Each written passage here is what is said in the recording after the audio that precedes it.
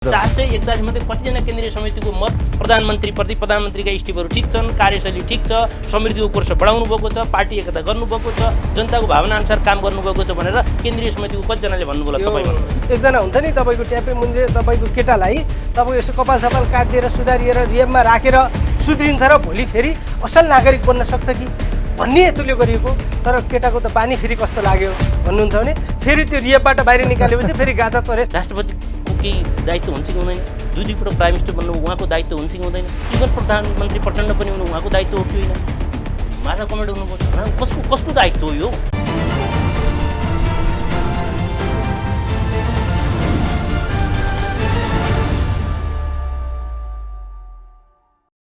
नमस्कार आदरणीय दर्शक महानुभावहरू, यहाँहरूलाई हार्दिक स्वागत तथा अभिवादन टक्राउन चाहन्छु।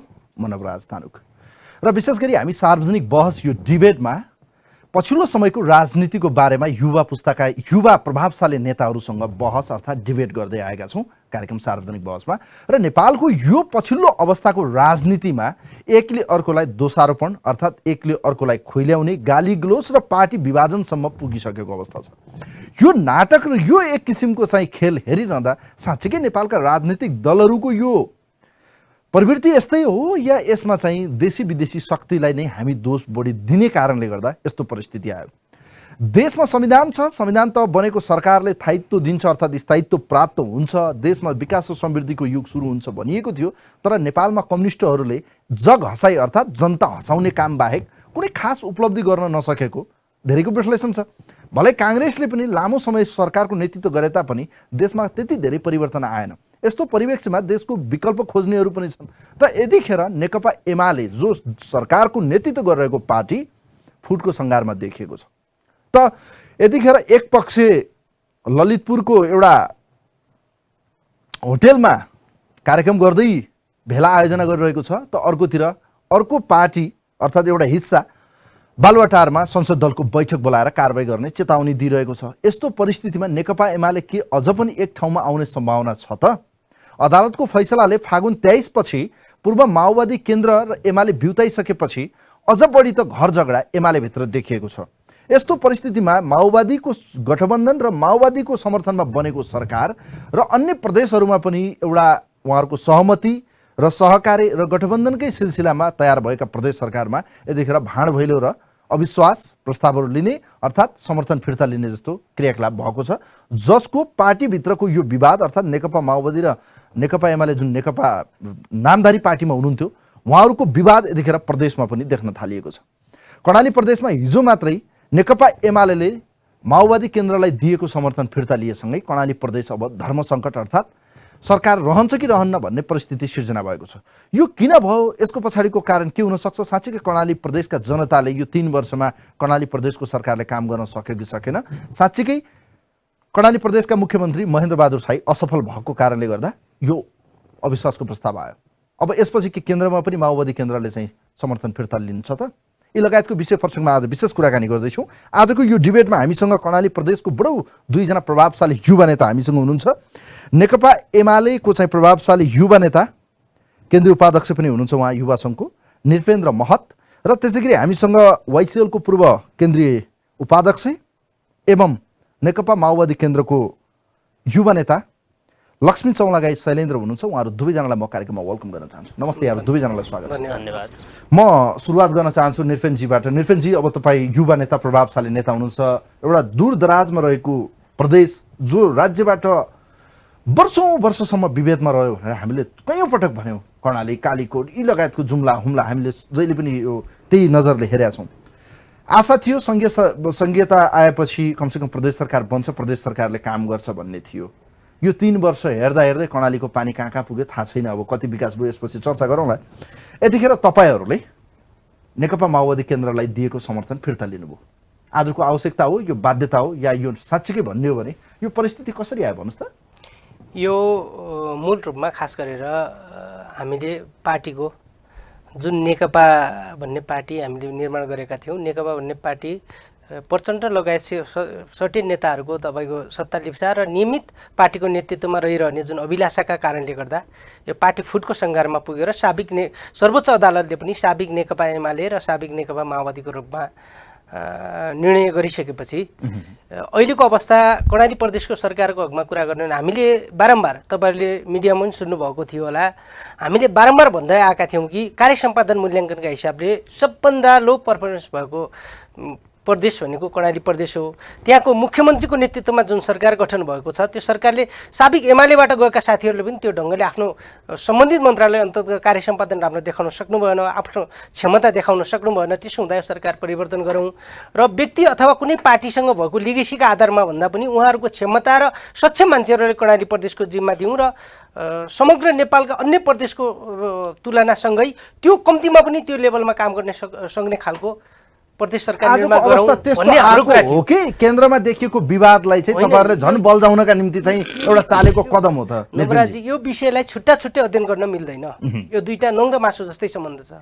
मैले भने नम्बर 1 यो पार्टी विभाजन र तपाईको चाहिँ जुन साबिक एमाले र साबिक माओवादीको रूपमा सर्वोच्चले निर्णय गर्यो, प्रमुख 1 नम्बर कारण त्यो हो। र सँगसँगै के हो के पनि होइन भनेर हामीले भन्न मिल्दैन। त्यो सम्पादन त्यहाँको तपाईँले अध्ययन गर्नुभयो भने अहिले प्रदेश सरकारको सबभन्दा लो पर्फर्मेन्स भएको 3 वर्षमा जम्मा 8 किलोमिटर तपाईँको बाटो पिच गरेको, जहाँ कि वर्षेनी अहिले तपाईँको प्रत्येक दिन नेपालमा तपाईँ 5 किलोमिटर बाटो पिच हुन्छ प्रत्येक दिनमा। तर 3 वर्षमा त्यो सरकारले 8 किलोमिटर बाटो पिच गरेको छ। त्यहाँको तपाईँको चाहिँ करप्सन त्यही लेभलमा छ होइन। मुख्यमन्त्रीकै तपाईको सचिवालयमा बसेका मान्छेहरू त कतै तपाईको भट्टीमा कतै ताज खेलिरहेको अवस्थामा रङ्ग्यात भेटिन्छन्। सचिवालयबाट निकाल्नुहुन्छ मुख्यमन्त्रीज्यू, फेरि अर्को मान्छे त्यही तरिकाले नियुक्ति गर्नुहुन्छ। हो, यी खालका एवं समस्याले गर्दा त्यो प्रदेश सरकारको समर्थन फिर्ता लिनका लागि अहिलेको मुख्यमन्त्री असफल हुनुभयो। मुख्यमन्त्रीकै कार्यशैली या उहाँको कार्य सम्पादन प्रति रुष्ट भएर तपाईहरुले चाहिँ सरकारलाई दिएको उहाँको कार्यशैली त आज होइन नि। उहाँको कार्यशैली जहिले मुख्यमन्त्री हुनुभयो त्यो दिनदेखि उहाँको कार्यशैली ठिक गतिमा अगाडि बढिरहेको छैन। जुन मार्क्सवादी चरित्रको हुनुपर्ने हो यो सरकार, त्यो ढङ्गले त्यो कर्णाली प्रदेश सरकार अगाडि बढेन। मार्क्सवादी चरित्र मात्रै होइन, सामान्यतया विकासका सिद्धान्तलाई पनि अवलम्बन गर्न नसकेको कारणले गर्दा त्यो सरकारको समर्थन नेकपा एमाले फिर्ता लिन बाध्य भएको कुरा म तपाईँले जानकारी गराउँछु। अब शैलेन्द्रजीतिर आउन चाहन्छु। शैलेन्द्रजी, उहाँले भनिसक्नुभयो मुख्यमन्त्री असफल हुनुभयो, किनभने तपाईँ कालीकोटको मान्छे, मुख्यमन्त्रीजी पनि त्यही जिल्लाको मान्छे, अझ तपाईँले बढी नजिकबाट चिन्ने कारण के भने माओवादी पृष्ठभूमि भएको कारणले गर्दा अझ बेसी तपाईँ नजिक पनि हुनुहुन्छ। उहाँले भने जस्तै महेन्द्रबहादुर शाही मुख्यमन्त्री असफल हुनुभयो, तसर्थ हामी चाहिँ बाध्य भएर संसद दलको बैठकले चाहिँ यो निर्णय गर्न परिस्थिति आयो या त्यो परिस्थितिमा हामी पुग्यौँ भन्नुभएको छ। यो कति सत्य हो त उहाँहरूले भनेको? अब यसमा के छ भने हामीले अहिलेको आजको दिनमा समग्र नेपाली राजनीति कुन बिन्दुबाट अगाडि बढिरहेको छ, यसका अगाडि चुनौतीहरू के छन् भनेर समग्रमा एज होल मुलुकको नै एनालाइसिस हामीले गर्नुपर्ने हुन्छ। त्यो भनेको म त के भन्न चाहन्छु भने यसको हामी गहिराइमा जानको निम्ति जति बेला नेपाल कम्युनिस्ट पार्टी एमाले र माओवादी केन्द्रको बीचमा जब निर्वाचनको गठबन्धनको प्रक्रिया सुरु भयो, त्यो प्रक्रियाको दिनबाटै हाम्रो नेता कमरेड केपी ओली आदरणीय प्रधानमन्त्रीज्यूले के चाहिँ सुरुवात गर्नुभयो भने झापाको निर्वाचन क्षेत्र एउटा राष्ट्रिय प्रजातन्त्र पार्टीका राजेन्द्र लिङ्गदेनलाई छोड्नुभयो र आफू अर्को सिटमा लड्नुभयो। यो उहाँको सुरुवात मैले के भन्न खोजेँ भने यो ऐतिहासिक आवश्यकता थियो। यस्तो चाहिँ अरू कुनै नेतृत्वहरूले कसैसँग दरबारियाहरूसँग सम्बन्ध राखेनन्। बरु चाहिँ के भयो भने सम्भावित भावी प्रधानमन्त्रीको उम्मेदवारको रूपमा वामदेव गौतम सबैको पालो लगभग भएको छ। अब उहाँ हो कि भन्ने कुरा हुँदाखेरि उहाँलाई आन्तरिक चाहिँ टिमबाट निर्वाचनमा पराजय गराउने र आफूले गरे जस्तै षड्यन्त्र अरूले पनि गर्लान् कि भन्ने एउटा हाइपोथेटिकल सोच राखेर उहाँले लिङ्गदेनलाई सिट छोडेर आफू लड्न सुरु गर्नुभयो। अब यो बिन्दुबाट हामीले हेर्दै अध्ययन गर्दै आउँदाखेरि संसद विघटन र झापामा मात्रै तपाईँले हेर्नुभयो भने मैले एउटा चाहिँ अनलाइन मिडियामा हेरेको थिएँ, केन्द्रीय स्तरका 12-13 जनालाई नियुक्ति दिनुभएको छ उहाँले झापामा मात्रै। यसरी हेर्दाखेरि उहाँको अलिकति चाहिँ कम्युनिस्ट पार्टीको नीति सिद्धान्त विचार आचरण शैली बुझ्ने सन्दर्भमा, संविधानलाई बुझ्ने सन्दर्भमा, सङ्घीयतालाई बुझ्ने सन्दर्भमा गठबन्धन निर्माण गर्ने सन्दर्भमा जो कम्युनिस्ट चाहिँ विचार मूल्य मान्यता सिद्धान्तबाट विचलित हुनुभयो। ठिक छ, म यो विषयमा आउँछु शैलेन्द्रजी। म नेकपा भित्रको विवाद र आज नेकपा एमाले र माओवादी केन्द्र कसरी यसरी विभाजित भयो यो विषयमा त म आउँला। अझ बढी त नेकपा एमाले भित्रैको यो विवादको बारेमा बढी कोट्याउँला पनि। तर मैले अघि नै जोडेँ, कर्णाली प्रदेशको मुख्यमन्त्री असफल हुनुभयो, उहाँको कार्य सम्पादन र उहाँले गर्ने कार्य शैली चाहिँ ठिक थिएन, तसर्थ चाहिँ कर्णालीको विकास भएन। 3 वर्षमा सिन्को भाँचेन, 7 किलोमिटर पिच सडक भएन भनेर उहाँले तर्क राखिरहनु भएको छ। यसका सन्दर्भमा म के भनौँ भने तपाईँको सङ्घीयताको मर्म र स्पिड जुन हो त्यो प्रधानमन्त्रीले आत्मसात गर्न सक्नु भएन। हरेक प्रदेशले हामीले अधिकार प्राप्त गरेनौँ भनेर प्रधानमन्त्रीको उपस्थितिमा हुने एउटा त्यो चाहिँ प्रदेश चाहिँ मुख्यमन्त्रीहरूसहितको एउटा जुन संरचना छ त्यो संरचनाका विवाद र बहसहरू तपाईँले पनि अध्ययन गर्नुभएको होला पोखरामै। र धेरै मुख्यमन्त्रीहरूले लगभग यो प्रधानमन्त्रीको लगभग अधिकांशले आलोचना गर्नुभयो। मलाई लाग्छ इभन शङ्कर पोखरेल चाहिँ कमरेडले पनि केन्द्रीय सरकारले प्रदेश सरकारलाई अधिकार दिने सन्दर्भमा कन्जुसाइ गर्यो, त्यो स्पिड पक्रेन भनेर उहाँले पनि त्यसको चाहिँ विपक्षमा बोल्नु भएको जस्तो मलाई लाग्छ। त्यसो भएको हुनाले भन्न खोजेको त्यहाँ अहिले महेन्द्र बहादुर शाही कर्णाली प्रदेशको मुख्यमन्त्री मात्रै असफल भनेर एउटा सानो त्यो पाठमा मात्रै छिरेर हामीले बहस गर्यौँ, छलफल गर्यौँ भने हाम्रो समग्रमा मुख्यमन्त्री अविश्वासको प्रस्ताव या दिएको समर्थन फिर्ता लिनुको कारण चाहिँ के देख्नुहुन्छ तपाईँ? किन लिनुभयो त उहाँहरूले? त्यही त म यहाँहरूलाई के ध्यान आकर्षण गराउन चाहेँ भने हाम्रो चर्चित युवा नेता निरञ्जनले पनि केही कुराहरू उठाउनु भयो र यसमा के छ भन्दाखेरि यो ओभरअल केन्द्रीय राजनीति अथवा हाम्रो सङ्घीय सरकारको एउटा अङ्ग इकाइ अथवा एउटा चाहिँ भूमिकामा जुन प्रदेश सरकार रहन्छ त्यो प्रदेश सरकारको मात्रै ट्वाक्कै हेर्ने होइन। यो प्रक्रिया त म तपाईँहरूलाई भन्दैछु कि केन्द्रीय राजनीतिमा जस्तो यो त फरक पार्टी भयो, महेन्द्र बहादुर शाहीले यो गरेनन् त्यो गरेनन् भन्ने हुन्छ, तपाईँको आफ्नै दलभित्रको परिस्थिति फरक खालको छ। त्यसैले गर्दाखेरि अब कति मिनट जस्तो अब त्यसो भन्ने उहाँहरूले ल्याएको अहिलेको यो गरिएको यो परिस्थिति जुन आयो या उहाँहरूले समर्थन फिर्ता लिनुभयो यसले के अझ भाडभैलो मचिने सम्भावना हो त? यसले त तपाईँको त्यस्तै जस्तो अस्थिरता अराजकता आउँछ कि एकछिन नेकपा एमाले त्यसभित्र पनि हाम्रो आदरणीय नेतृत्व केपी शर्मा ओलीज्यूले गर्नुभएको पार्टी समूह शक्तिले जुन प्रकारको केन्द्रमा यति हतारोको साथ माओवादी केन्द्रले समर्थन फिर्ता किन लिएन तपाईँ नै भन्नुहोस्, म तपाईँलाई नै प्रतिप्रश्न गर्न चाहन्छु। केन्द्रमा ल्याएछ माओवादी केन्द्रले, यति हतारो फेरि त्यहाँ चाहिँ कर्णाली प्रदेशमा लिनुपर्ने के ठुलो त्यस्तो आवश्यकता हो अथवा मुलुकै खस्न थाल्यो कि? योभन्दा पहिले पनि त 3 महिना पहिले त तपाईँहरूले यो एक्सर्साइज गर्नु भएको थियो नि त निरपेनजीलाई, भन्नुहोस् त। 3-3.5 महिना पहिले तपाईँहरूले यही किसिमको बवन्डर त मचाउनु भयो नि त, संसद दलको नेतै हटाउँछौँ। मैले अघि पनि त्यही कुरा जोडेँ तपाईँलाई। अहिले केन्द्र सरकारसँग अथवा केन्द्रका पार्टीका मूल नेताहरूसँग अथवा राष्ट्रिय राजनीतिमा रहेका राष्ट्रिय लेभलका पार्टीहरूको हकमा नेपाल कम्युनिस्ट पार्टीको हकमा म फेरि पनि जोड्न चाहन्छु कि त्यो लेभलको नेता हाम्रो लबिङ पुगेन। हामी सिङ्गल तपाईँको 50% हुँदा पनि साबिक नेकपा एमाले 40 सिट छ, 40 मा 20 हुँदा पनि प्रदेश सरकारको हकमा हाम्रो त्यो लबी फितलो भएको कारणले अथवा केन्द्रका साबिक नेकपा एमालेका मूल नेताहरूको नजर सही तरिकाले नपुगेको हुनाले अथवा पूर्वरै आँखाका हेरेको कारणले गर्दा त्यो नेतृत्व हामीसँग अङ्कगणितीय हिसाबले हामीसँग हुँदाहुँदै पनि त्यतिखेरको परिस्थिति र नेताहरूको पूर्वग्रही सोचका कारणले हाम्रो साबिक नेकपा एमालेको नेतृत्व तपाईँको चाहिँ मेजोरिटीमा हुँदाहुँदै हामीले त्यसको नेतृत्व गर्ने अवसर र जनतालाई आफ्नो काम क्षमता देखाउन सक्ने अवसरबाट गुम्यौँ। त्यो गुमेको पीडा एकातिर थियो, अर्कोतिर मैले फेरि पनि दोहोऱ्याएँ तपाईँलाई, सायद उहाँले पनि स्वीकार्नुहुन्छ यो कुरा, मुख्यमन्त्रीको भूमिका कार्य सम्पादन मूल्याङ्कन उहाँहरूले पनि चेन्ज गर्न सक्नु पर्छ। हिजो गरेको गठबन्धनबाट भाग्न मिल्छ तपाईँहरूले? गठबन्धन होइन नि, हिजो गरेको सहमतिबाट भाग्न मिल्छ, अन्य प्रदेशमा पनि उहाँहरूको सहयोग छैन। यसमा कुरा के गर्नु पर्यो भने भाग्ने के कुरामा भाग्ने के कुरामा जे भने पनि ताली पिट्ने, थुके पनि तपाईँको चाहिने तपाईँको चाड्ने त हैन त नेताले। यति बेइमानी किन शैलेन्द्रजी ल भन्नुहोस् त, उहाँहरू बेइमानी किन काम गरिरहनु भएको छ? म तपाईँहरूलाई मैले भनेर आज यो चाहिँ लोकप्रिय टेलिभिजन मार्फत आम जनसमुदायलाई पनि पुनः हामी के भन्न चाहन्छौँ भने जसरी एउटा हामीले जुन धरातलमा जनताको आवश्यकतामा जुन खालको एक खालको गठबन्धन निर्माण गऱ्यौँ, पार्टीकरणको प्रक्रियामा गयौँ र सबै चाहिँ प्रदेशहरूमा सरकार निर्माण गऱ्यौँ र त्यो अहिले पनि त्यसरी चाहिँ एउटा हतारमा चाहिँ समर्थन फिर्ता लिएको कुरा पनि त्यो चाहिँ विधि पद्धति प्रक्रिया र समग्र सबै सांसदहरू अब त्यहाँ काउन्टरमा वक्तव्य किन आइरहेछ त? त्यो विधिगत रूपमा लिएको छ, आवश्यकतामा लिएको छ, यो के जनतालाई स्वीकार्य छ? यो सबै सांसदहरूले समर्थन फिर्ता लिएपछि कर्णाली प्रदेश रहन्छ कि रहँदैन भन्नुहोस्? रहन्छ बकाइदा। अहिले पनि तपाईँ हेर्नु न, त्यहाँ चाहिँ तपाईँको त्यहाँको अर्थमन्त्री प्रकाश ज्वाला सहित थुप्रो सांसदहरूको समर्थन छ,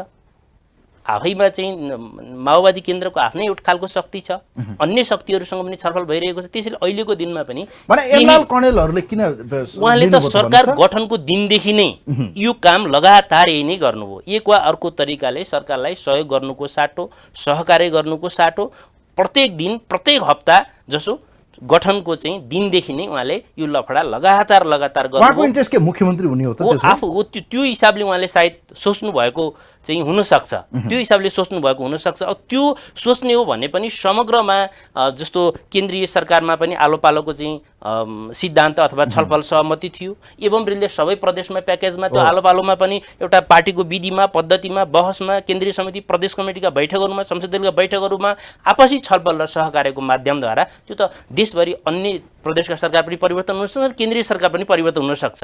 यो कुरालाई नजर उहाँहरूको त्यसो भए यो दललाई दिएको या सरकारलाई दिएको समर्थन फिर्ता लिनुको कुनै तुक छैन त्यसो? यसको कुनै अर्थ छैन, कुनै अर्थ निर्पेनजी यसमा यसो झुक्याउनु हुँदैन। जनताहरूलाई र सुन्ने श्रोताहरूलाई, हेर्ने दर्शकहरूलाई नझुक्याउने गरी प्रष्टि तपाईँ हामी जतिको बुझेको मान्छेले, विधि पद्धति बुझेको मान्छेले बुझाइदिनु के पर्यो भने फलानु पर्का चला भन्ने मान्छेले गर्नु भएन, यसमा तपाईँको काउन्टर छ भन्ने तरिकाले पनि संसदीय व्यवस्था के हो, संसदीय दलको नेता एमलाल कणेल हो, उहाँ मेजरसहित तपाईँको 10 जनासहित बहुमतसहित बसेको छ। संसदीय लोकता स्वाभाविक रूपले नेकपा एमालेको उहाँले फिर्ता लिएपछि मैले निरपेन्द्र महलले फिर्ता लिनु नलिनु, समर्थन गर्नु वा नगर्नु व्यक्ति विशेष कुरा हुँदैन। नेकपा एमाले भित्र त त्यो विषयलाई लिएर त फुट आयो नि त। प्रकाश ज्वालाजीले त हिजो मैसँग भन्नुभयो कार्यक्रममै, लाइभ कार्यक्रममै भन्नुभयो उहाँले त्यो अन्तरसङ्घर्ष नहुने पार्टी हुन्, जीवन्त पार्टी बन्छ र भने उहाँहरूको गुटको बेलाको निर्णय हामी मान्दैनौँ भनिसक्नु भयो। नमान्ने कुरा ठिक छ, गुटको कुरा भएन नि। बहुमत उहाँहरू त अस्तिबाट बहुमत विधि बहुमतीय विधि नमान्ने केपी ओलीले होइन, अध्यक्ष बसिराख्ने 4 चोटि त साधारण सदस्यबाट हटाउनु भयो, त अध्यक्षबाट हटाउनु भयो, अर्को घोषणा गर्नुभयो, संसदीय दलबाट हटाउनु भयो, अर्को घोषणा गर्नुभयो, प्रचण्डसँग लसिएर गरे हो नि त। उहाँको परस्पर उसको सम्बन्धले त आज तपाईँको नेकपा एमालेलाई त आज पनि उहाँहरूको होमवर्क के गरिरहनु भएको छ भने प्रचण्डले होमवर्क दिनुभएको छ उहाँहरूलाई तल तलसम्म साबिक नेकपा एमालेका। अहिले तपाईँहरूले हिजोसम्म प्रचण्डलाई मारगाली गर्नुभयो, तर त्यसको विवादको जड त तपाईँभित्रै रहेछ नि त। यो कुरा फिल निचरेर फाल्नुपर्छ, अर्थात् निचरेर फाल्नु पर्यो। यो गयो भनेर प्रधानमन्त्री हाई संसद भएको थियो निर्पेनजी, तर त्यो समस्या त फेरि तपाईँहरूभित्रै रहेछ नि त नेकपा एमालेमा। माओवादीप्रतिको दोष त निराधार हो। म यही कुरा म अलिकति टुङ्गिहालौँ। यो विषयवस्तु के हो भनेपछि तपाईँको चाहिने जुन प्रचण्डले होमवर्क दिनुभएको छ त्यो होमवर्क पुरा गर्नका लागि उहाँहरू एक ढङ्गले यसलाई बाँड्ने, साबिक नेकपा एमालेको बढी से बढी शक्ति लिएर प्रचण्डको शरणमा जाने, जुन माधव नेपालहरूको अहिले तपाईँको भित्री ग्रान्ड डिजाइन जुन बनेको छ त्यो ग्रान्ड डिजाइनलाई किमार्थ नेकपा एमालेका तमाम लाखौँ कार्यकर्ताहरूले यसलाई सफल हुन दिने छैनन्। जहाँसम्म तपाईँको कुरा छ, यो तपाईँको समस्या त तपाईँको माओवादीमा छैन र प्रचण्डसँग छैन समस्या। समस्या रहित पार्टी, समस्या रहित व्यक्ति, समस्या रहित समाज हुनसक्छ, समस्या छ। ती समस्याहरूलाई समाधानको सही बाटोबाट अगाडि लिएर पार्टी सिङ्गो कम्युनिस्ट आन्दोलनलाई अगाडि बढाउनका लागि सिङ्गो विधि पद्धति अन्तर्गत माधव नेपाल कमरेडले, प्रचण्ड कमरेडले जुन विधि हामीलाई हिजो अस्ति कानमा 10 चोटि घुमी सुनाइरहनु भएको थियो, बहुमतीय विधि, अध्यक्ष महासचिव होइन, बहुमतलाई नमान्ने, बहुमतले अल्पमतको अधीनस्थ रहने जुन भनिरहनु भएको थियो, उहाँहरूले त्यही सिकाएको विधि अन्तर्गत आज हामी साथीहरूलाई चाहिँ मलाई आशा छ फेरि माधव नेपाल विधि बुझेको मान्छे त्यसरी सर्टेन भट्काउमा आउने फरक चिज हो, तर बिस्तारै उहाँ पनि यही बाटोमा लय समात्नुहुन्छ र तर त्यो सम्भावना धेरै कम छ भन्छन् हेर्नुहोस्, किनभने बागमतीमा पानी धेरै बगिसकेको छ। तपाईँले देखिसक्नुभयो, उहाँहरू त आजको संसद दलको बैठकमा पनि जानुभयो नि तपाईँहरूको पार्टीभित्रको। अब मलाई एउटा कुरा भन्नुहोस् त शैलेनजी, जस्तो उहाँले अघि तर्क राख्नुभयो माओवादीको यो डिजाइन हो नेकपा एमाले फुटाउने र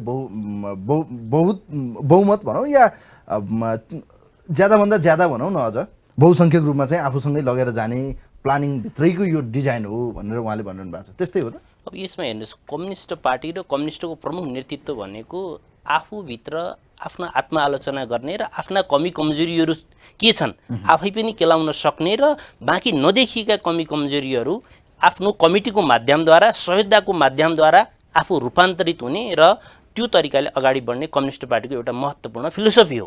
तर यो कुरामा हाम्रो जो हामीले मान्दै आउनुभएका पार्टी अध्यक्ष कमरेड केपी शर्मा ओलीको जुन मैले भने नि निर्वाचनको बेला उहाँले दरबारियासँग गठबन्धनको साथ लड्नुपर्ने, पार्टी एकीकरणको प्रक्रियामा जाँदा केन्द्रीय समितिले दिएका म्यान्डेट र छलफल सुझावहरूमा उहाँ उपस्थित नहुने, छलफल बहसहरूमा भाग नलिने, त्यसपछि तपाईँको अन्य विभिन्न प्रकारका आफ्ना जो मन पराइएका व्यक्तिहरूलाई एउटा भनौँ न सानोभन्दा सानो गुटगत रूपमा काम गर्ने र यस्तो प्रकारको मतलब पार्टीमा छलफललाई नस्वीकार्ने, बहसलाई नस्वीकार्ने, विधिलाई नस्वीकार्ने, कम्युनिस्ट चाहिँ पद्धतिलाई नस्वीकार्ने, यी सबै कुरा गर्दै गर्दै गर्दै एउटा प्रक्रियामा आफू आएको कुरा लाई बिर्सिने, देख्न नसक्ने, आत्मसात गर्न नसक्ने, हुँदा हुँदा तपाईँको अलिकति थोरै पनि नैतिक मूल्य मान्यताको कोणबाट हामीले बहस गर्ने हो भने उहाँले संसद विघटनको प्रक्रिया यो चाहिँ अगाडि सार्नु उपयुक्त थियो कि थिएन?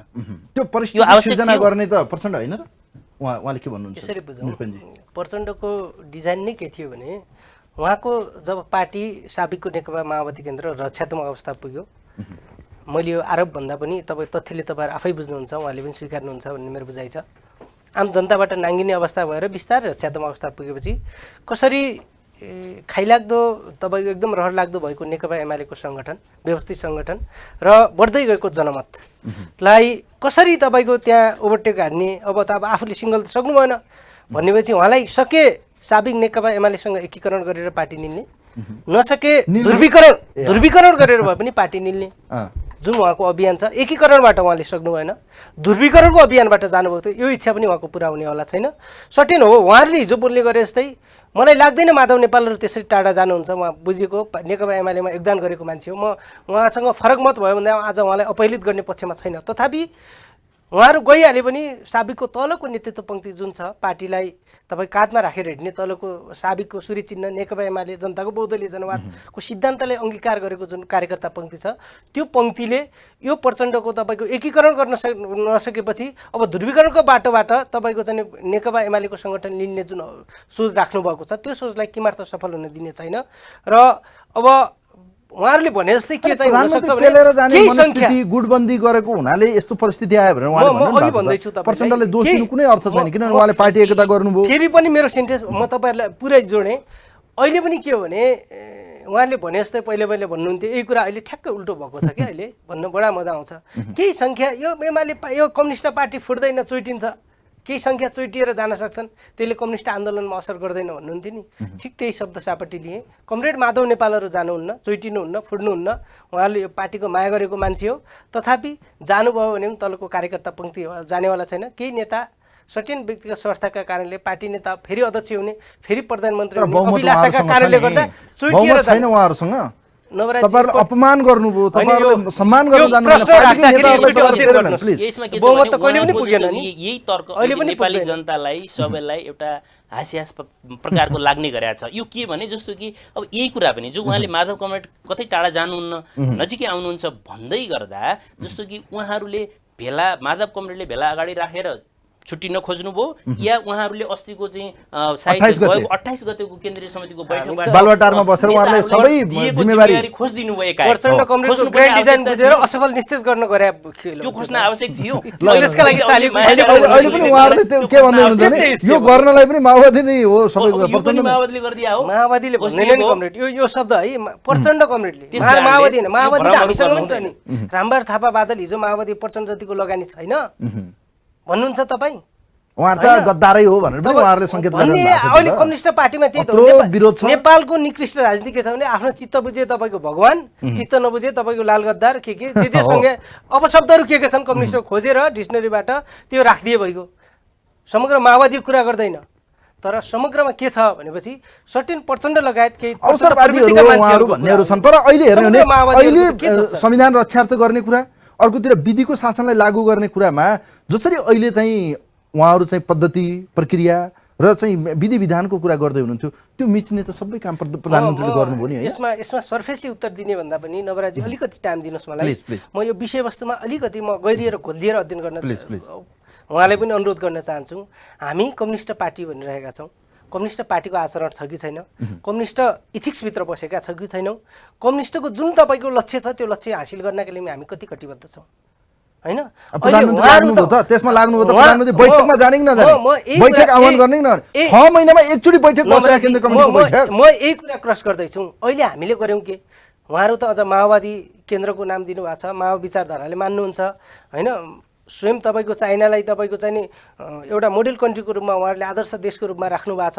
त्यहाँको क्रान्तिलाई एकदम तपाईँको चाहिँ नि अनुसरण गर्ने अभियानमा हुनुहुन्थ्यो उहाँहरू त हिजो हैन। आज संसदीय व्यवस्थामा आए पनि बुझ्नु पर्यो के भने अलिकति अध्ययन गर्न अनुरोध गरेँ मैले फेरि भने 1990 अथवा नेपालको तपाईँको 2047 पछि 1993 मा त्यहाँ तपाईँको चाहिँ हुजिन्ताओ भन्ने मान्छे तपाईँको त्यहाँको राष्ट्रपति हुनुभयो कम्युनिस्ट 10 वर्ष मजाले कुनै पार्टीभित्र आन्तरिक किचलो भएन कसैले त्यो अपेक्षा गरेन मजाले चलाउनु भयो बस्नुभयो 2003 मा जियाङ जेमिन भन्ने मान्छे हुनुभयो 13 सम्म चलाउनु भयो 2 कार्यकाल मजाले राष्ट्रपतिको रूपमा चलाउनु भयो देशलाई अझ समुन्नत र समृद्ध चाइना बनाउनका लागि योगदान गर्नुभयो अहिले 13 पछि यता आएर तपाईँको सी जिनपिङ आज तपाईँको त्यहाँको राष्ट्रपति हुनुहुन्छ मैले भन्न जोड्न खोजेको कुरा स्थिर सरकार र त्यहाँको कम्युनिस्ट पार्टीले खेलेको भूमिका त्यहाँको देशमाथि उठाउन र तपाईँको कम्युनिस्ट आन्दोलनलाई माथि बचाइराख्नका लागि खेलेको भूमिका हामीले अनुसरण माओवादी केन्द्र भन्नेहरूले अर्थात् हामी कम्युनिस्ट भन्नेहरूले अनुसरण गर्ने किनभने राम्रो कुरा या त्यहाँको तपाईँको रामायण पुराण बनाएर वाचन मात्रै गर्ने तर जिन्दगीमा अनुसरण तर नगर्ने कम्युनिस्टको यो कुरा आचरण पनि नीति सिद्धान्त विधि प्रक्रिया पनि प्रधानमन्त्रीमा छैन भनेर उहाँहरु भन्नुहुन्छ आज चाइना कहाँ पुगिरहेछ यो कुरा हामी अनुसरण गरौँ चाइना जस्तै जस्तो उहाँले भन्नुभयो चाइना पनि अहिले विश्वको एउटा कम्युनिस्ट शक्तिको रूपमा र वर्ल्डको 1 नम्बर शक्तिको रूपमा अगाडि आइरहेको अवस्था छ त्यो कुरा उहाँले पनि स्वीकार्नुहुन्छ र त्यहाँको विचारधारा आत्मसात गर्नु त्यो हामी सबैको साझा दायित्वको रूपमा पनि उहाँले केही रूपमा लिनुहुन्छ भन्ने मैले बुझ्छु र हो त्यही वातावरण सिर्जना गरौँ भनेर पार्टी एकताको बेला प्रचण्डले विशाल हृदयको साथ उहाँले जे भन्नुभयो त्यही भिजनको साथ आम जनता आम कार्यकर्ता सबैको चाहना हो भनेर उहाँले आदि कार्यकालको सहमतिलाई बीचमै छोडेर पूर्ण 5 वर्षको कार्यकाल गो हेड केपी ओली समृद्धिका निम्ति जनताको चाहनाको निम्ति पुनः 50 वर्ष कम्युनिस्ट चाहिँ लाल सत्ता उदाउनका निम्ति भनेर प्रचण्डले त्याग गरेको होइन यो अवस्था के भन्नुहुन्छ भने तपाईहरुलाई अस्तित्व जोगाइदिएको हामीले त झन् 2-4 सिटमा हुने नेकपा माओवादीलाई हामीले चाहिँ यो ठाउँमा पुर्याइदियौँ भन्ने उहाँहरुमा दम्ब किन उहाँको आफ्नो तर्क रह्यो अघि उहाँले भन्नुभयो नि जस्तो विगतमा त कांग्रेस र नेकपा एमाले संवैधानिक राजतन्त्र र बहुदलीय प्रजातन्त्रको चाहिँ मतलब अभियानमा हुनुहुन्थ्यो नि त त्यो अभियानलाई एकाएक ब्रेक गरेर ऐतिहासिक जनयुद्धले र 62-63 को जनआन्दोलनको प्रक्रियाले त्यो ब्रेक गरेर आजको 3 तहको सरकारहरू निर्माण भए यत्रो चाहिँ राजनीतिक परिवर्तन भयो विभिन्न चाहिँ क्षेत्रमा चाहिँ अधिकारहरू प्राप्त भए जनताको यो सबै कुराहरूलाई आत्मसात गरेर जानका निम्ति प्रचण्डले आदि कार्यकालको सहमतिलाई वामदेव कोणले भने तपाईले सुन्नु भएको होला हाम्रो युवा नेता निरञ्जनले पनि सुन्नु भएको होला जुन दिन प्रचण्डले आदि कार्यकालको सहमति 5 वर्ष गोएड ओली भन्नुभयो पार्टी डुब्यो बर्बाद भयो यस्तो मान्छेको हातमा नेतृत्व पर्यो भन्ने कुरा तपाईहरुले विभिन्न अन्तर्वार्ता र विभिन्न माध्यमबाट नेता चाहिँ वामदेव गौतमको सुन्नुभयो होला तपाईहरुले पनि जनतालाई भनिदिनुस् न वामदेव गौतमले पनि यो बोल्नु भएको हो कि हैन मैले यो चाहिँ कुनै हाइपोथेटिक अथवा कुनै हिसाबले यो कुनै हल्ले हल्लामा सुनेको कुरा भन्या हो र उहाँले यथार्थ रूपमा भन्नुभयो नि उहाँकै भनाइ नै काफी छ नि त यसैले गर्दा मैले के भन्न खोजे भने विकास र समृद्धिमा मुलुकमा लैजानको निम्ति स्थिर सरकारको रूपमा हामीले जनताबाट मत प्राप्त गरेका थियौं कम्युनिस्ट पार्टी र कम्युनिस्टको सिद्धान्तमा प्रधानमन्त्री हुनुहुन्न त्यसो भए बिल्कुल हुन आधारभूत रूपमा पनि हुनुहुन्न उहाँ जस्तो कि उहाँले विश्वास गरेका सरकारका विश्वस्त पात्र जस्तो सञ्चार मन्त्री गोकुल कमरेडको विषयवस्तुहरू जुन बाहिर आयो हामीले ठुलो लज्जाबोध महसुस गर्नु पर्यो ओम्नी चाहिँ स्वास्थ्य चाहिँ को सन्दर्भमा जे विषयवस्तुहरू बाहिर आयो हामीले ठुलो लज्जाबोध गर्नु पर्यो शिर निउरियो त्यसपछि तपाईको यति होल्डिङ्सलाई दिएको चाहिँ जो गतिविधि छ त्यो कुराले हामी कम्युनिस्टको आधारभूत मूल्य मान्यता र त्यसमा रहन सकेनौं र हामी सबैले आम जनताको शिर निउरिने कामहरू त भयो नि त तर यो भन्दै गर्दा फेरि पनि तर आज सच्चा कम्युनिस्ट को हो भन्ने तर्क हुन थाल्यो के बाहिर वास्तविक कम्युनिस्ट आन्दोलनको नेतृत्व र बचाउ गर्ने म हो भनेर प्रधानमन्त्री भन्नु भएको छ उहाँहरु त भगौडा हो भनेर पनि उहाँहरुले भन्नुहुन्छ अवसरवादी हो अझ त भन्ने हो भने प्रधानमन्त्री बाहेक उहाँहरुलाई त अरु केही पनि चाहिन्न मैले भोलि नै दियो भने पनि उहाँहरु एकता गर्न पनि आइहाल्नुहुन्छ कि भन्ने जस्तो पनि तर्क राखिरहनु भएको छ उहाँले त्यही त उहाँको यो समग्र तर्क विश्लेषण बहस यो भन्दै गर्दा पुराको पुरा चाहिँ उहाँको कम्युनिस्ट आन्दोलनमा योगदान छैन उहाँ नेता छैन जेल जीवन बिताउनु भएको होइन क्रान्ति गर्नु भएको होइन भनेर हामी यी कुराहरूलाई पनि अन्डर एस्टिमेट गर्ने पक्षमा छैनौं ती कुराहरू महत्त्वपूर्ण हुन् ती सबै महत्त्वपूर्ण कुराहरूको साथमा अहिले के भयो त भन्नु होला मैले भन्ने निर्वाचनदेखि सरकार सञ्चालनसम्म सरकार सञ्चालनदेखि पार्टीको चाहिँ एउटा गति दिने कुरा पार्टीदेखि जनतासम्म जाने जुन समग्र चाहिँ राजनीतिका जो अङ्ग प्रत्यङ्गलाई व्यवस्थित रूपमा परिचालन गर्नुपर्ने कुरामा बैठकमा उपस्थित नभइदिने तपाईको कारबाहीको सिफारिस चाहिँ फटाफट आफैले बढाइदिने बीचमै चाहिँ दल विघटन सम्बन्धी अनायासै चाहिँ प्रस्तावहरू ल्याइ अध्यादेशहरू ल्याइदिने त्यसपछि गएर संसद विघटनै गरिदिने विघटनको सट्टा त अर्को कुनै Subhash comrade Ishwar comrade Prachanda comrade Madhav comrade कसैलाई प्रधानमन्त्रीको रूपमा उहाँले ल मैले चाहिँ यति भयो मैले अब पार्टी सञ्चालन गर्छु अर्को कमरेडले बढ्नुहोस् न त तपाईँले इच्छा राख्नुभयो चाहना राख्नुभयो केन्द्रीय समितिको आवाज पनि त्यस्तै सुनिन थाल्यो संसदहरूको पनि कहीँ न कहीँ त्यो छ यसरी जाउँ भन्ने कुरा उहाँले त्यो चाहिँ गर्नको लागि उहाँले केले रोक्यो त्यो गर्दा के बिग्रिन्थ्यो एकताको विपक्षमा हुनुहुन्थ्यो तपाईँको बुझाइ स्पष्ट रूपमा उहाँ पार्टी एकताको पनि विपक्षमा रहनुभयो कम्युनिस्ट स्थायी सरकारको पनि विपक्षमा रहनुभयो संविधानको पनि विपक्षमा रहनुभयो यी सबै कुरो घटनाक्रमले उहाँहरू नेकपा एमाले बिउतिएको दिन उहाँहरूले माइती घर मण्डला देशैभरि दीप प्रज्वलन गर्नुभयो सही पनि एमाले मै पनि एमाले भने उहाँको त भिडियो पनि मैले हेरेँ उहाँहरू यति उत्साहित र यति प्रफुल्लित किन तपाईँलाई के लाग्छ एमाले बिउतेपछि उहाँहरूलाई स्वाभाविक रूपमा कसरी विश्लेषण हुन्छ यहाँको अब त्यो हुँदै गर्दा त तपाईँले देखि नै हाल्नुभयो भने त दुईटा एउटा बालुवाटारमा मिटिङ र छलफलहरू भइरहेछ भने त्यसको समानान्तरमा ललितपुरमा अर्को प्रकारको भेला सम्मेलन छलफलहरू चलिरहेको छ के उहाँले सोचे जस्तो बन्यो त त्यसैले गर्दा उहाँ सानोभन्दा सानो गुटमा पार्टी अध्यक्ष ओली रमाउनु भयो र आफ्नो निश्चित समूहलाई मात्रै देखेर संसारै यसैमा चाहिँ चलेको छ संसारको शक्ति यसैमा छ भन्ने जस्तो चाहिँ गतिविधि उहाँले गर्नुभयो आखिर यो हेर्दै जाँदा बुझ्दै जाँदा निहाल्दै जाँदाखेरि यो कुरा उहाँले पनि केही हदसम्म स्वीकार्नुहुन्छ त्यस्तो देखा परेन एकदमै सङ्घार त्यो त घटनाक्रमहरूले प्रधानमन्त्री सबैलाई मिलाएर लग्न सक्नु भएन उहाँले सोचे जस्तो एमाले सोचे जस्तो चाहिँ उहाँको मूल नेतृत्वले सही प्रकारको एउटा कार्यदिशा कार्यशैली पठाउनु भएको छ नि त तपाईँहरूले माधव नेपालजीलाई तपाईँहरू जानु त्यहाँ बहुसंख्यक सदस्यहरूलाई आफूसँग माधव कमरेड पनि यो मुलुकको 2 पटक प्रधानमन्त्री भइसकेको व्यक्तित्व हुनुहुन्छ पार्टीको कति तपाईलाई थाहा होला 17 वर्ष नेतृत्व सञ्चालन गरेको एउटा सफल व्यक्तित्व हो त्यस्तो व्यक्तिलाई कसैले तपाईले उचालेर मैले उचालेर उहाँले उचालेर प्रचण्ड कमरेड उचालेर हुन्छ त्यो सम्भव छ सम्भव हुने कुरा गर्नुस् तपाईले पनि आम जनताको बीचमा भ्रम सृजना हुने गरी हजुरले नराख्नको लागि मैले हैन भने उहाँले भन्नु भएको छ उहाँले भने पनि भ्रम सृजना नगरौँ निर्भेनजी माधव कमरेड त्यही हो स्थिति माधव कमरेडको हैसियत तपाई हामीले भने जस्तो त्यही हो यो समस्या बुझाइ कहाँनिर समस्या भयो भने कमरेड है यो अघि मैले इक्जाम्पल दिएकै कुरा गरेँ कि हामी स्थिर सरकारको पक्षमा कहिल्यै लागेनौँ हामीले देख्यौँ एउटा कहीँ गल्ती काम गर्ने क्रममा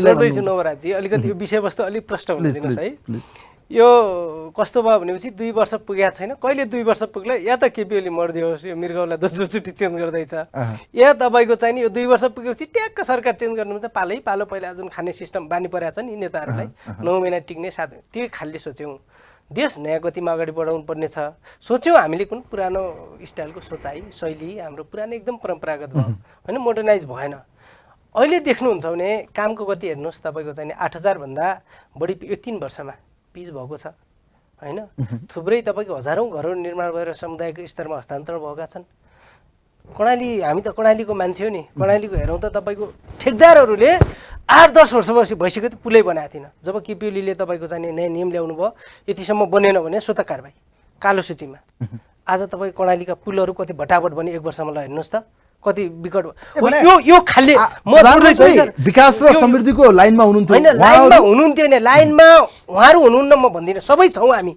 निर्पेनजीको यो विचारलाई एकदमै म कदर गर्दछु युवा नेतृत्व आउनुपर्छ भनेर तर यही कुरा आजको दिनमा कमरेड माधव कुमार नेपाल कमरेड झलनाथ खनाल लगायतका वरिष्ठ व्यक्तित्वहरूले प्रत्यक्ष कमरेड केपी ओलीसँग फेस टु फेस कुरा राख्ने अथवा छलफल गर्ने वातावरण नै छैन त्यहाँ त के छ भन्दाखेरि एक प्रकारको यो शब्द भन्दै गर्दा हामीलाई पनि दुःख लाग्छ तर एक खालको कुर तानाशाह जस्तो रूपमा जो उहाँको डिसिजनहरू आउने गर्छ जुन व्यवहारहरू आउने गर्छ जुन मान्छेलाई चाहिँ आइसोलेट गर्ने खालको जुन व्यवहार हुने गर्छ अब यस्तो प्रकारको नेतृत्वबाट उहाँहरूले यहाँ यो फरममा यो कुरा गरे तापनि एउटा कुरा भन्नुस् है आज दुईजना व्यक्तिको बडो मजाले विश्लेषण गरौँ म नेपाली कांग्रेसको नेतृत्वप्रति म आज धेरै विश्लेषण गर्ने पक्षमा छैन तर तपाई प्रवेश गरिहाल्नुभयो मैले पनि अब प्रवेश गर्नुपर्ने आवश्यक देखिहालेँ म सभागाईजीतिर जान चाहन्छु यो तानाशाह नेतृत्व जन्मियो कसरी नेपालमा हिजो त हामीले राजा महाराजा राणाहरूलाई हामीले दोष लगायौं प्रजातान्त्रिक अभ्यासमा बहुदलीय प्रजातन्त्र जनताको छोरो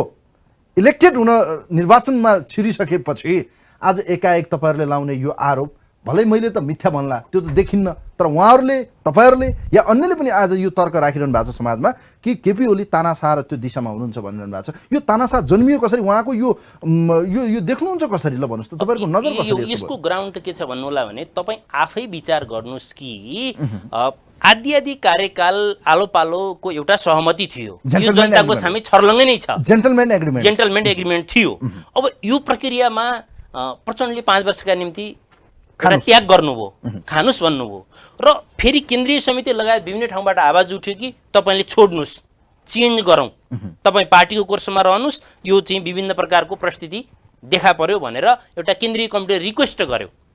त्यो रिक्वेस्टलाई एउटा अनुशासित मान्छे, एउटा क्रान्तिकारी मान्छे, एउटा पार्टीप्रति चिन्ता लिने मान्छे, जनताप्रति चिन्ता लिने मान्छे, आउँदो अर्को चुनावप्रति आफ्नो पार्टीको पक्षमा जनमत लिने एउटा चिन्ता व्यक्त गर्ने मान्छेले मलाई त्यो सञ्चार माध्यममा पनि आएको थियो कमरेड शङ्कर पोखरेल, जो युवा र अत्यन्तै बौद्धिक नेतृत्व हुनुहुन्छ, उहाँले सुझाव दिनुभयो अरे, सञ्चार माध्यममा बाहिर आएको सुनेको यथार्थ कुरा हाम्रो युवा नेता निरञ्जनजीलाई थाहा होला। उहाँले तपाईँले प्राइम मिनिस्टर या चाहिँ पार्टी नेतृत्व एउटा चिज तपाईँ छोड्नुहोस् भनेर शङ्कर कमरेडले उहाँलाई अनुरोध गर्नुभयो। गर्दाखेरि उहाँले सिधै के भन्नु अरे, तिमी कहिलेदेखि नेता भएको, तिमी नेता भइसक्या हो, ल अब हेर्नुहोस् अब अरू कार्यकर्ताको लेभल र स्थिति के होला, सुझाव दिने र सुझाव ग्रहण गर्ने प्रक्रिया के होला। त्यस कारणले यस्तै कुराहरूको यस्ता युवा नेतृत्वहरूले पार्टीको युवा सङ्गठन, विद्यार्थी सङ्गठन, महिला सङ्गठन, पार्टीको नेताहरूले कसरी जन्मिनु भयो त उहाँ तपाईहरुले कसरी मान्दै हुनुहुन्छ? आधारभूमि उहाँहरूले दिनुभयो, बेला बेलामा सर्वे सर्वा आलोचना आत्मआलोचना। अहिले पनि तपाईँको उहाँले कुनै डिसिजन लिनुभयो भने यो डिसिजन किन, यो डिसिजनका विभिन्न पक्षमा चर्चा परिचर्चा गरौँ भन्ने नै हुँदैन, त्यहाँ छलफल नै हुँदैन, बहस नै हुँदैन, आलोचना नै हुँदैन। 30-31 वर्षबाटको उहाँको नेतृत्वलाई हेर्ने भने त विकल्पै भेट्टाउनु भएन रहेछ। अनि त्यहाँभित्र पनि त त्यस्तै तानाशाह एक किसिमको चाहिँ रवैया भनौँ न, एकतन्त्रीय एकल व्यक्तिवादी शासन प्रणाली जस्तो पार्टीभित्र रवैया या भनौँ कब्जा जस्तो देखिन्न प्रचण्डको पनि। त्यसमा त तपाईँले हेर्नुभयो भने पार्टीभित्रकै नेताहरूले छलफल गर्न पाएनौँ, हाम्रो कुरा सुन्नुहुन्न, बैठकमा आउनुहुन्न, बहसमा भाग लिनुहुन्न र त्यो प्रकारको उहाँले अप्रत्याशित निर्णयहरू पार्टी कमिटीलाई जानकारी नदिएर छलेर निर्णय गर्नुहुन्छ। यो प्रकारको भने आवाज खोइ त सुनेको। तपाईँले हेर्नुभयो भनेदेखि मोहन वैद्यसँग पार्टी विभाजन हुँदा सल्लाह र समझदारीको आधारमा यो अफिस यसको, यो अफिस यसको, यति यसको, उति उसको भनेर समझदारीको साथमा पार्टी चाहिँ विभाजन भएको थियो वैद्यसँग विभाजन हुँदाखेरि। अब त्यो अहिले चाहिँ नि कमरेड माधव कुमार नेपाल र ओली कमरेडको जुन अन्तरसङ्घर्ष तीव्र उत्कर्षमा छ, यो बेला के समझदारीको साथ छुटिनु पर्दा पनि एउटा समझदारीमा छुटिन सक्नु पनि एउटा प्रचण्डको बेग्लै नेपाली कम्युनिस्ट चाहिँ आन्दोलनमा छवि रहेको छ। त्यो के सम्भव छ ओली कमरेडबाट? ओली कमरेड अर्थात् प्रधानमन्त्री तानाशाह हुनुभयो भन्ने उहाँको बुझाइ छ। पहिला प्रचण्ड कमरेडकै कुरा भ्याउँ जस्तो लाग्यो है। अलिकति प्रचण्ड कमरेडको बारे उहाँहरूले यता आँखा चिम्लिरहनु भएको छ आफ्नो पार्टीको अध्यक्ष भनेर। हामी नेपाली समाजमा सर्फेसली नेता कस्तो छ भनेर मात्रै अध्ययन गर्दछौँ, अथवा एउटा भाषण एउटा मन्तव्यको आधारमा मन पराउने नपराउने खालको शैली नेपालमा समाज छ। गहिरिएर नेताको पृष्ठभूमि के हो, उसले हिजो कहाँ के गर्यो, उसको जन्म कहाँ कसरी भयो, यो कुरा हामी अध्ययन गरौँ। थुप्रै मान्छेहरू 17,000 मान्छेहरू मरे होइन। तपाईँ कतिपय सरकार पक्ष भएर मरे, कतिपय विद्रोही पक्ष भएर किन मरे? नेपालमा सुख आउला, तपाईँको समृद्धि आउला, 2 घाँस खान पाइएला, मान्छेले बेरोजगार मान्छे रोजगार पाइएला। हाम्रो कर्णालीतिर हेर्नु त तपाईँ एउटा नुन नपाएको आधार, एउटा सिटामोल ट्याब्लेट नपाएर मान्छेहरू मरे, त्यो औषधिपछि स्वास्थ्य सुविधा पाइएला, मेरा छोराछोरीहरू पढ्न पाउलान् भनेर भूमिगत भए होइन। हेर्नुहोस् त हिजो तपाईँको माओवादी आन्दोलन कसरी सुरु गर्यो हामीले। हिजो तपाईँको हामीलाई त थाहा छ नि, जङको तपाईँको चाहिँ नि भल्को भन्ने हुन्थ्यो भकारीमाथि राखेको, अलिकति ठुलो भयो भने त्यो सामान त तल तपाईँको गोठमा एउटा भैँसी तपाईँको दुनो भैँसी भयो भने त्यो सामान त भनेर त्यो गोठको भैँसी चिनेर लिने। तपाईँ स्कुल पढाइरहेको सरलाई तपाईँको चाहिँ नि बाहिर ल्याएर तपाईँको मारिएको होइन, कुनै उद्देश्यले गर्यो? हेर्नुहोस् त तपाईँको स्कुल पढिरहेका छोराछोरी तपाईँको चाहिँ नि सिधै भूमिगत। नागरिकता चाहिन्न, नेपालको नागरिकता च्यातेर, यो बुर्जा शिक्षा चाहिन्न, सर्टिफिकेट फालेर। आखिर त देख्नुभयो नि तपाईँको प्रचण्ड छोराछोरी कहाँ पढ्दा रहेछन्? इन्डिया। भलै आन्दोलनलाई सहयोग गरे होला, बसाइ त सुरक्षित रहेछ नि भारतमा। आज तपाईँको JNU-मा बाबुरामकी छोरी के PhD गरिरहेका छन्, त्यो बुर्जुवा शिक्षा चाहिएन कि यो शिक्षा परिवर्तन भएको छ र हामीले इस्यु यहाँबाट हेरौँ। र अर्को कुरा म तपाईँले भन्न चाहन्छु, तपाईँहरू तलको माओवादी कार्यकर्ता जिल्लामा साथीहरू प्रदेशमा यो कुरामा म एकदम सम्मान गर्छु, उहाँहरू एकदम आत्मनिर्भर गर्नु, तर अलिकति पर्सेन्टको इतिहास अध्ययन गर्नु। 52 तपाईँको फागुन 1 गते 2052 साल फागुन 1 गते उहाँले आन्दोलन सुरु गर्नुभयो। 53 सालमा तपाईँको चाहिने सिलगढी हुँदै दिल्ली गाजियाबाद नोइडा भएर भुइँगत 8 वर्षसम्म 61 सालसम्म बस्नुभएछ। जब तपाईँको 60 सालमा तपाईँको किरण पक्रिनु भयो तपाईँको चाहिने सिलगढीमा, 60 साल चैत 5 गतेको दिन पक्रिनु भएछ। अब उहाँले भारत सुरक्षित देख्नु भएन, 8 वर्ष बसिसकेपछि सुरक्षित देख्नु भएन। तर नेपालमा 61 सालसम्म मान्छेहरू हेर्नुहोस् त माओवादीका नाममा मरेका थिएनन्। जुम्लामा कालीकोटमा तपाईँको चाहिने सुरुङ खनेर इन्डियासँग जनताको चेतना स्तरलाई कसरी खेलबाड गरे थियो, जनताको चेतना बुझ्या मान्छे छैन, त्यहाँ सुरुङ खन्या छ त्यहाँ हैन जनता लिएर। अब हामी इन्डियाबाट यहाँसँग तपाईँ भारतीय विस्तारवादसँग तपाईँको सुरुङ युद्ध गर्छौँ अरे। अब जनताले पत्याए त्यतिखेर, किनकि जनता सचेत थिएन, अहिलेको जस्तो जनता थिएन त्यतिखेर। तपाईँको जब तपाईँको चैत 5 गते सिलगढीमा किरण पक्रिएपछि अब भारतमा पनि मेरो सुरक्षा छैन है भन्ने उहाँलाई फिल भएर तपाईँको पहिलोपटक उहाँ 61 सालमा साउन 24 गते भन्दा अगाडि, साउन पहिलो हप्ता अथवा असार लास्टतिर, त्यो डेट एकिन छैन, उहाँलाई थाहा होला, प्रचण्ड कमरेडले थाहा होला, 61 सालमा मात्रै जहाँ थुप्रै मान्छे मरिसकेपछि नेपालमा आउनुभयो र तपाईँको फुन्टीबाग बैठक राख्नुभएको छ, 10 दिनसम्म फुन्टीबाग बैठक बस्यो। 61 सालमा तपाईँको त्यसपछि उहाँले यो बाबुराम भारतीय एजेन्ट हो, बाबुराम त प्रतिस्पर्धी भयो नि त्यहाँभित्र, तपाईँको प्रतिस्पर्धी भयो, ऊ नेतृत्व लिन सक्ने भएपछि यो बाबुराम भन्ने त भारतीय एजेन्ट हो भनेर 14 महिना 61 सालबाट त्यो फुन्टीबाग बैठकको बसिसकेपछि मक्सिरदेखि तपाईँको बाबुराम 14 महिना श्रम शिविरमा राख्नुभयो होइन। त्यसपछि उहाँले के गर्नु, यो गणतन्त्र हाम्रो एजेन्डा हो, तलका कार्यकर्ता उहाँहरूको एजेन्डा हो, तर प्रचण्डको एजेन्डा हो, प्रचण्डको एजेन्डा हामीले बुझ्न के 61 सालसम्म त उहाँ पहिला वीरेन्द्रसँग राजतन्त्रसँग एलायन्स गर्ने दरहरूले आउट भनेर गरिरहनु भएको थियो। 61 सालमा तपाईँको के गर्नुभयो भने उहाँले फेरि पछि 59 पछि ज्ञानेन्द्रसँग वार्ता गरिरहनु भएको थियो। माघ 18 गते तपाईँ अगाडि त के थियो भने 18 गतेको दिन उहाँले तपाईँको चाहिने त्यो 14 महिने श्रम शिविरको बाबुरामलाई कारबाहीको सदर गर्नुभयो, त्यो केन्द्रीय कमिटीको बहुमत केन्द्रीय कमिटीको बैठकबाट। र 19 गते त्यो जब बाबुरामलाई श्रम शिविरको त्यो सदर भयो, 19 गते साईको हानियो तपाईँको चाहिने 61 मा ज्ञानेन्द्रबाट, अनि उहाँ छर्लङ्ग हुनुभयो। तथापि उहाँ फेरि मिलिरहनु भएको थियो। र माघ 22 गतेको दिन उहाँको त तपाईँको राजबहादुर सिंह र कृष्णबहादुर महरा बीच वार्ता भएर स्वयं ज्ञानेन्द्रका चाहिँ माघ 22 गतेको दिन त उहाँहरूको ढोरपाटनमा तपाईँहरूले हामीले पनि सुनेका छौँ, रोल्पाको ढोरपाटनमा तपाईँको ज्ञानेन्द्र यहाँबाट हेलिकप्टर लिएर जाने र त्यहाँ वार्ता गर्ने योजना भएको थियो उहाँहरूको। तर माघ 19 गते ज्ञानेन्द्रले धोका दिएपछि फेरि छर्लङ्ग हुनुभयो। तथापि उहाँ एक खाले वार्ता फेरि गरिरहनु भएको थियो। जेठ 6 गते 62 जेठ 6 गतेको दिन फेरि के गर्यो भने सेनाले उहाँहरू तपाईँको प्रचण्डलाई त्यो बाबुराम गरेको गोप्य भिडियो पत्ता लगाएर उसले जब पत्रकार सम्मेलन गरेर सार्वजनिक गर्यो, अब यो ज्ञानेन्द्रले पनि हामीलाई साथ दिन्न है भन्ने उहाँलाई फिल भयो। त्यतिखेर त गणतन्त्र भनेर त अन्य दलहरू त सडकमा थिए नि त। त्यसपछि बल्ल उहाँहरू गणतन्त्रको माग भनेर प्रचण्ड कमरेड त्यसरी आउनु। तर साबिकका तलका माओवादी साथीहरू हेर्नुहोस् त कसरी मरे। यो त उहाँलाई तपाईँको 70,000 ज्यान गएको, उहाँलाई त तपाईँको ज्यान केस लागेर तपाईँको जेलको आज काल कोठरीमा हुनुपर्ने हो। उहाँ त नेपाल कम्युनिस्ट पार्टीको इतिहासमा नेपाली राजनीतिमा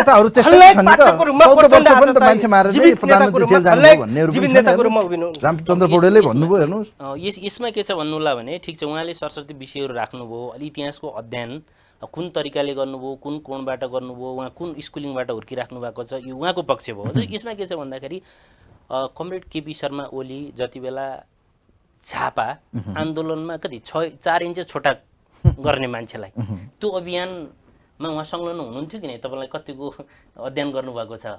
नेताजीले सायद यो अध्ययन गर्नुभएको 28 सालको किसान आन्दोलन 28 सालको आन्दोलन क्रममा 4 इन्च कति 4 इन्च हो सायद 4 इन्च होला, 4 इन्च छोटा गरो अभियानमा उहाँ कसरी कुन सिद्धान्तमा कुन विचार कुन विधिमा, मलाई लाग्छ कि त्यो क्रान्तिकारी कदम थियो भन्न चाहन्छु म मेरो तर्फबाट त। किनकि सामन्तहरू थिए जस्तो उहाँले भन्नुभयो नि गाउँमा यो भयो त्यो भयो। जस्तो म पढ्ने स्कुलमा एउटा यस्तो मास्टर थियो जसले चाहिँ तपाईँको दिनभरि गाँजा खान्थ्यो र विद्यार्थीहरूलाई पढाउन नै लगाउँथ्यो। यसलाई ठिक गर्नको लागि, यसलाई सुधार्नको लागि के अभियान आउला भनेर मैले प्रतीक्षा गरेको थिएँ। गाउँ गाउँमा सामन्तहरू थिए जसले चाहिँ सर्वसाधारण जनताका चाहिँ जमिनहरू अन्य चिजहरू हडपेर बसेका हुन्थे। यिनलाई तह लगाउनलाई के चाहिँ क्रान्ति आउला भनेर प्रतीक्षा गरिएको थियो।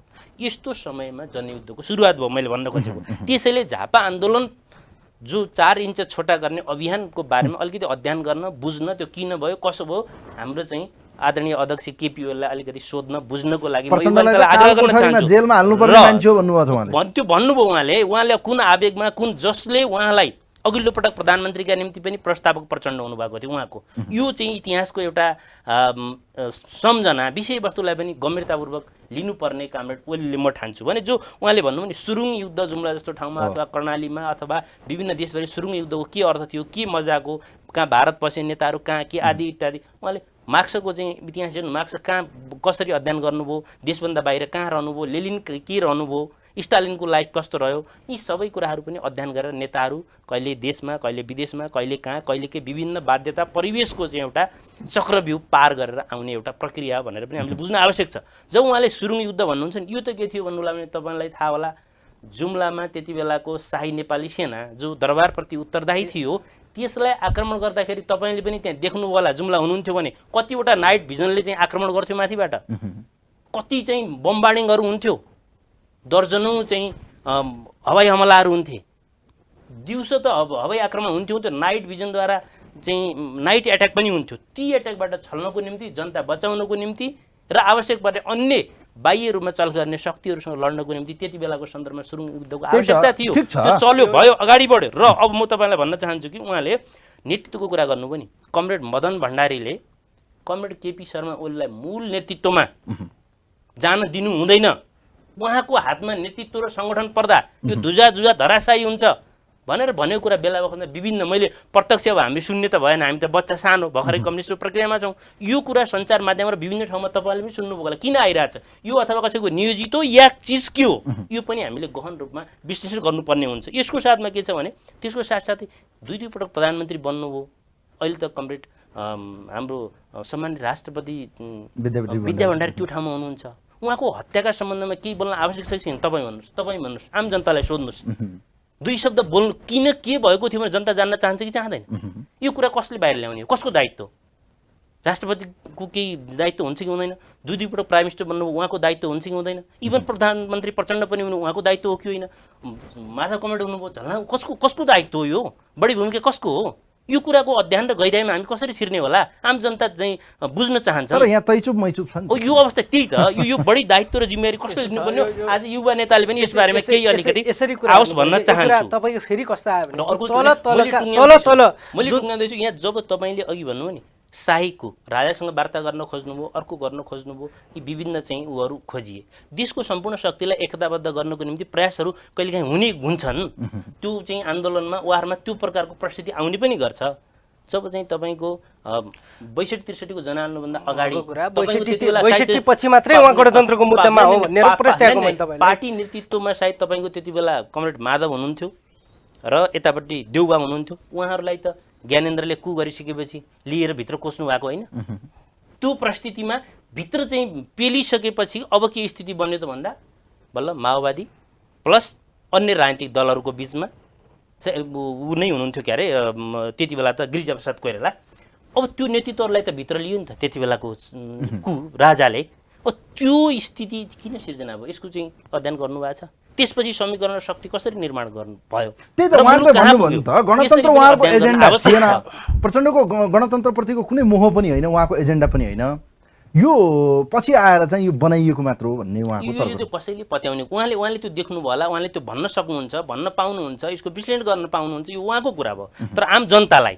हामीले यो कुरा सोध्नुपर्छ कि ऐतिहासिक जनयुद्धको भूमिका के थियो जनआन्दोलनको के थियो गणतन्त्र के थियो ठिक छ अब यो आज यो व्यवस्था रहन्छ कि रहँदैन भन्ने ठुलो प्रश्न छ जस्तो कर्णाली प्रदेशमा पनि अविश्वासको प्रस्ताव बन्ने सरकार बन्ने सम्भावना छैन अन्य प्रदेशमा पनि त्यस्तो होला केन्द्रमा पनि नेकपा एमाले फुटिहाल्यो प्रदेशमा पनि फुटिहाल्यो भने त देश त अस्थिरतातिर जाने देखिन्छ अस्थिरतामा त्यही त यहाँ कुरा के भइदियो भने जसलाई तपाईँ हामी सबैले आम जनताले आम कार्यकर्ताले विश्वास गरेर 5 वर्षका निम्ति प्रधानमन्त्रीको जिम्मेवारीमा जुन नेतृत्वलाई हामीले पुर्यायौँ जुन प्रकारको एउटा सपना र उद्देश्य हामीले देख्यौँ त्यो प्रकारको आधारभूत रूपमा पनि हुँदा संसदमा एट्याक उहाँ फेरि अहिले पनि हिजो अस्ति राष्ट्रपतिज्यूले बोलाउनु भएको चियापान भेटघाटमा पुनः संसद विघटन हुन सक्छ गरिदिन्छु अब हुँदा प्रदेश सरकार स्थानीय तह सबैलाई एट्याक गर्ने र विघटन गरेर स्थितिलाई पुरानै ठाउँमा फर्काइदिने परिपाटी र त्यो प्रकारको एउटा गलत चिन्तन र सोचको साथमा प्रधानमन्त्री एउटा मौकाको उहाँ यो प्रतीक्षा व्यवस्था गरिरहनु विरोधी हो भएको त त्यसो भए प्रधानमन्त्री यो व्यवस्था विरोधी हो त गणतन्त्र संहिता यी सबै सबै विरोधी हो त? घटनाक्रम र यी सबै अभिव्यक्ति घटेका घटनाहरू यी सबै कुराले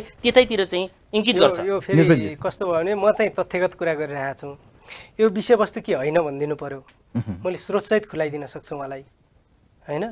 या त हो भने स्वीकार दिनु पर्यो। यो धेरै अरू कुरा हो, कहाँ वामदेवको कुरा छ उतातिर।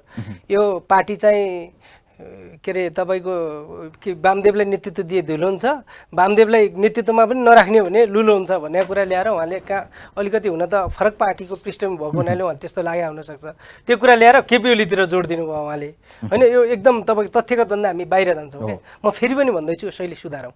तपाईँ हामी भोलि पनि यो कम्युनिस्ट पार्टीको आन्दोलनको मूल नेतृत्वमा हुनसक्ने अभिलाषा र एउटा तपाईँको चाहिने सर्टेन तपाईँको चाहिँ टार्गेटका साथ लागेको मान्छे हो तपाईँ। हामी आन्दोलनमा तपाईँ हाम्रो योगदान छ, तर नेतृत्वको कतै भ्रमका कारणले गर्दा, लेन्डुपे प्रवृत्तिका कारणले गर्दा हामी कतै नेतृत्वको मिसगाइड त भइरहेका छैनौँ। म यो कोणबाट तपाईँसँग अहिले त्यो मिसगाइड गरिरहेको प्रचण्ड माधव म यही कुरा भन्दैछु। मैले अघि तपाईँले त्यति लामो इतिहास भनिसकेपछि तपाईँले के बुझ्नु पर्यो भने प्रचण्ड कमरेड नेपालमा कुनै गणतन्त्र स्थापना गर्ने उहाँको 62-63 पछिको बाध्यात्मक कदम हो, होइन? तपाईँ हामीले देखेका छौँ। यो संहिताको कुरा गरिरहनु भएको छ साथीहरू। संहिता उहाँको प्रस्ताव देखाएको छैनौँ, 14वटा प्रदेश, त्यो पनि जातीय आधारमा गरिएका प्रदेशहरू। यो अहिले खालको यो भूगोल क्षेत्र मिलेको यस्तो खालको संहिता थियो र उहाँहरूको योजना, तपाईँ हामीले प्रस्तावित योजना साबिक माओवादी केन्द्रबाट प्रचण्ड नेतृत्व ल्याएको तपाईँ हामीले देखेको, त्यो जातीय आधारमा जातीय खाडलमा फैलाउने र यो ग्रान्ड डिजाइनमा गरिएको जुन तरिकाले सिक्किमलाई तपाईँको चाहिँ भारतमा गाभियो त्यही तरिकाले नेपालले पनि गाभ्ने ग्रान्ड डिजाइन अन्तर्गत प्रचण्ड त्यसको पात्रको रूपमा उभ्याइएको र बाहिर भ्रम, अब त्यसो भन्दाखेरि त नेपाली जनताले शान्ति दिँदैन। बाहिर भ्रम के फैलाइयो भने फेरि यो गणतन्त्र संहिता तपाईँको लागि यो राजतन्त्र फाल्नका लागि जनताले के पाए?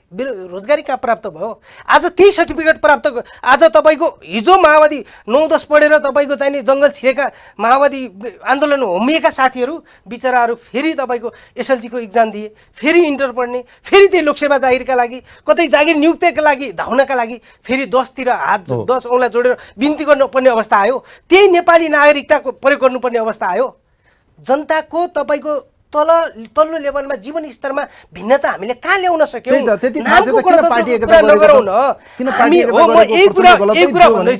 यही कुरा के भन्दैछु भने तत्कालीन नेतृत्वले, मलाई लाग्दैन केपी ओलीले राम्रो सोचेर गर्नुभयो होला, तर यो प्रचण्डको तपाईँको जुन यो अस्थिर खालको पोलिटिक्स आउने, ध्वंस पार्ने, जाने आउने, एउटा गठन गर्ने, ध्वंस पार्ने जुन यो प्रवृत्ति सुध्रिन्छ कि भनेर गरे हो यो, तर यो प्रवृत्ति दोहोरिरह बानी सुधारौँला। एकजना हुन्छ नि तपाईँको ट्यापे मुन्द्रे तपाईँको केटालाई तपाईँको यसो कपाल सपाल काटिदिएर सुधारिएर रिएबमा राखेर सुध्रिन्छ र भोलि फेरि असल नागरिक बन्न सक्छ कि भन्ने हेतुले गरिएको, तर केटाको त बानी फेरि कस्तो लाग्यो भन्नुहुन्छ भने फेरि त्यो रिएबबाट बाहिर निकालेपछि फेरि गाजा चरेस खाइहाल्ने। यसमा हेर्नुहोस्, अब यस्तो उहाँले भन्नुभएका कुराहरू तपाईँ हाम्रो पार्टी एकता जुन भइसक्यो, केन्द्रीय समितिले के भन्यो तपाईँ इमान्दारपूर्वक भनिदिनु न। केन्द्रीय समितिका कतिजना सदस्यले नेतृत्वका बारेमा के आलोचना गरे, कसले के भन्यो, अफ द रेकर्ड भन्नु न आज यहाँलाई। आम जनता चाहिँ तपाईँकै मुखबाट सुन्न छ। केन्द्रीय समिति हाम्रो कतिजनाको थियो पार्टी एकता भएपछि? ल भन्नुहोस्, तपाईँले भन्नुहोस्। त्यसमध्ये 441 मध्ये कतिजना केन्द्रीय समितिको मत प्रधानमन्त्रीप्रति, प्रधानमन्त्रीका स्टेपहरू ठिक छन्, कार्यशैली ठिक छ, समृद्धिको कोर्स बढाउनु भएको छ, पार्टी एकता गर्नुभएको छ, जनताको भावना अनुसार काम गर्नुभएको छ भनेर केन्द्रीय समितिको कतिजनाले भन्नुभयो? यो यस्तो छ, फेरि यो जनताको भावनाको पनि कुरा गरिरहेको छौँ क्या। यो केन्द्रीय कमिटी टेक्निकल कुरा हेर्नुहोस्, यो पार्टीभित्रको आन्तरिक एकता, व्यक्तिगत स्वार्थ गठजोडले भन्ने चिज हो।